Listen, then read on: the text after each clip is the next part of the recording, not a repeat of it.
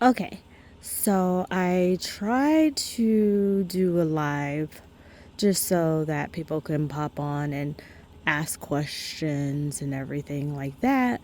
But whatever it is going on with my video on live is still not rectified, so I'll be posting little miniature videos of everything. And unfortunately, I'm also seeing more clouds roll in.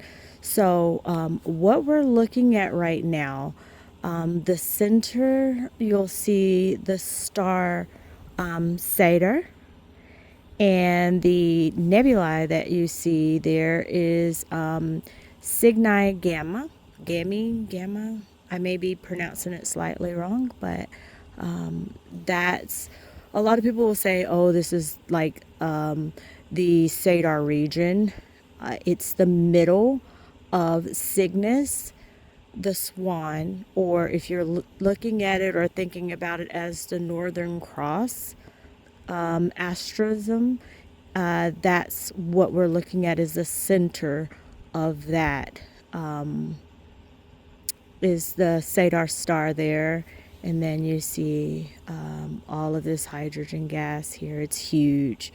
It's a really big molecular cloud there, and we're seeing the hydrogen alpha on it because I have a hydrogen alpha filter on here. So it's really, really big. So I'm just kind of scanning a little bit to show you. And there's lots of nebulosity in Cygnus. So this is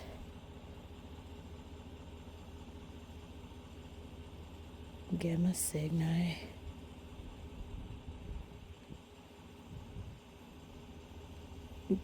Show you a little bit more, just scroll through. And there's a lot of astrophotography out there for this. So that's that one. I'm just going to do little 2-minute clips as I find everything, because I'm actually not using any kind of guide to help me find these things. I'm not even really able to star hop because I forgot my stand for my 10-inch Dobsonian. So what we're using right now is my 76 Takahashi here. And I don't have a tail rad, I don't have a red dot finder on it, I don't have anything. So I'm literally just showing you these things as I find them in the sky by simply knowing where it is. And that's why it's important that if you're going to be in astronomy, to learn the constellations so that you can learn to star hop. Because when you don't have anything, you can go to things. So like I'm by Deneb right now. If you see that big star in the top portion, you'll see that's Deneb. And this is the North America constellation, which I've already showed you guys this, the North America. And it's starting to, yep, the clouds are starting to cover it. I wanted to show you the Pelican, which is literally right there underneath North America. And you can see the clouds rolling in again. So it'll be kind of all night, the clouds will roll in on us. And Cygnus is actually getting ready to set in the west, so I'm just kind of holding my telescope westernly and pointing at Deneb, which is in Cygnus the Swan. And as you can see in real time, you just saw the clouds kind of roll out of there and show you a little bit more. But you can see there's a lot of nebulosity in that area. There's more than what I actually was telling you, because there's a bit there. And you know what? I haven't even thought to figure out what that is around the Pelican there. Well, there's that. Let's see if we can... Oh, wrong direction, actually.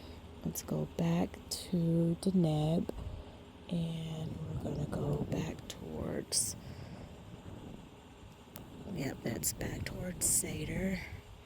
And I'm going to visually star hop to the, or I'm going to attempt to visually star hop to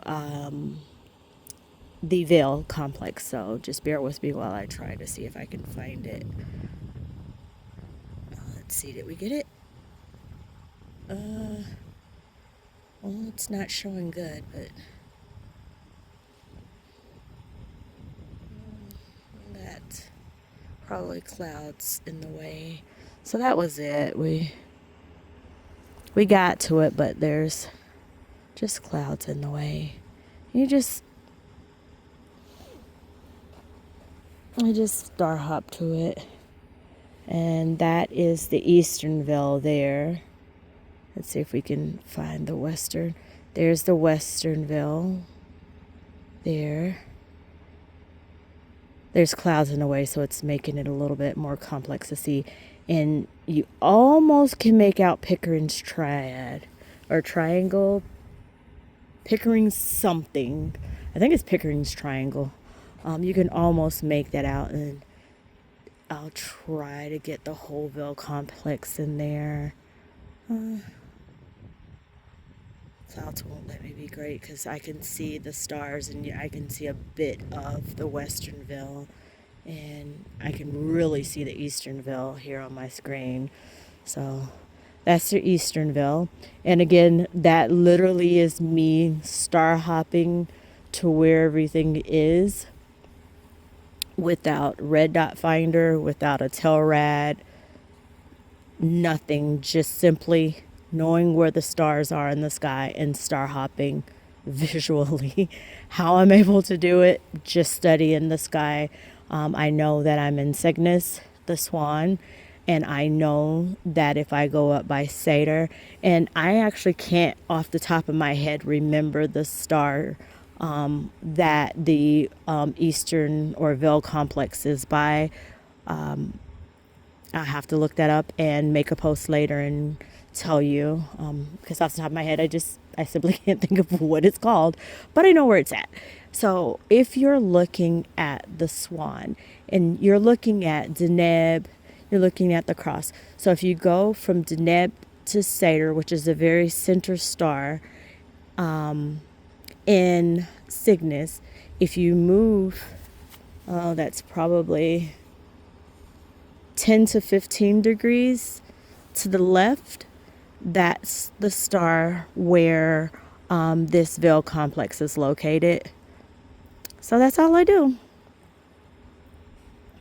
So I just count the approximated degrees with my little tiny hands.